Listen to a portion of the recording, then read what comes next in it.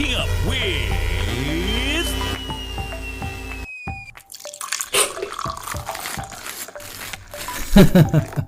Shivraj Prashad, your host on Good Morning Grammar.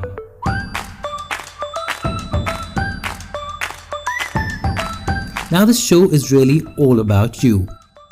If you hear someone using poor grammar, pronunciation, or just enunciating ideas poorly, instead of being rude and correcting them, just turn them over to our Good Morning Grammar experts. Now it's time for Monday Mornings with yours truly.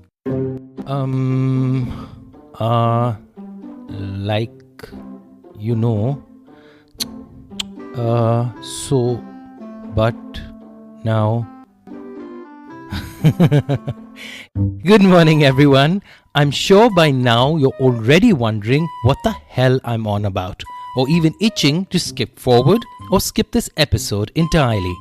Well, I don't blame you, although today I want to talk about something extremely critical that I hear people do quite often with certain words that they don't see can be quite annoying when they speak to you or in public forums or even on my podcasts. I call them distraction words.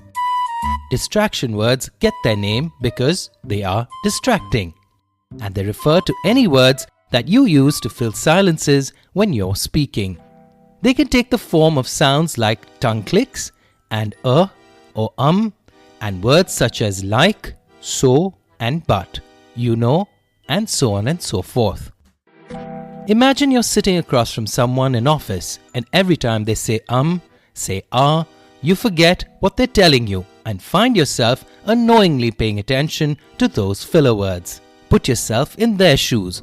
What if you were trying to relay a message, convince an investor to give you money, making a presentation to pitch a new idea or assignment, and use so, like, interchangeably? These words are definitely going to kill your chances. They're particularly annoying for content producers like me, who have to spend an excessive amount of time editing out these redundancies to make my podcasts or videos sound or look better. Simply put, for anyone watching or listening or trying to follow your point, they will get derailed if you keep on punctuating with likes. It sounds unprofessional and can reduce their trust in your competence.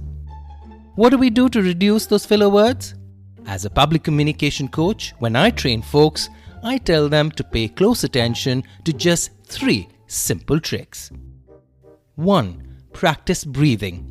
Often when we speak, we forget to pay attention to our breathing and breathing consciously. That is, breathing in from our nose and breathing out from our mouth. When you do that, you reduce air pockets in your mouth and space for unnecessary filler words. Have you noticed, especially when you are meant to be speaking publicly and are being watched or recorded, you do get conscious and nervous and speak either too fast or shakily. Conscious breathing will send more oxygen to your nervous system, brain, and everywhere and center you. And that brings me to point 2. Pause. Anytime you feel the urge to fill an awkward silence in your speech with one of these distraction words, simply pause instead. Slow down your pace, pause, and then make your point. All this happens much better when you do 3. Preventing a parched mouth. Take a sip of water, keep a lozenge in your mouth, or simply gulping and ensuring you wet your mouth can help as well. Another life hack I recently learned from a Toastmasters module I attended, and in fact have asked some of my coaching clients to implement, is keeping a distraction sheet. Well, like Good Morning Grammar, it is just another way of critiquing others without coming across as rude. And learning how to avoid them yourself. So what is a distraction sheet? It's a simple tracker where you have 3 columns. One that lists all the distraction words as you keep track of friends, of keynote speeches, podcasts, etc.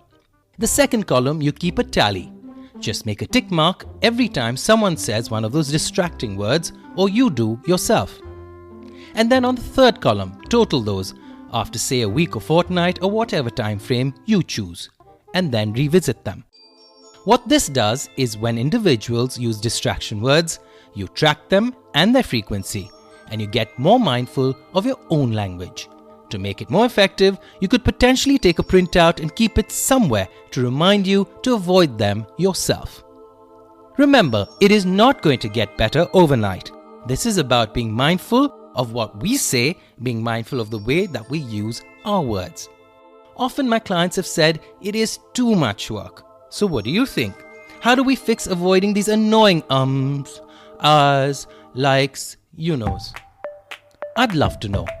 Until then, see you next Monday for more musings with me on Good Morning Grammar. You too can feature on any episode by sending in your request or feedback with a voice message on WhatsApp on +91 962 547 5442 or via email at shivraj@brevis.in. We'd be happy to read out your message here or even play it on an entire Friday special episode. Have a good day and stay tuned for another fresh episode of Good Morning Grammar.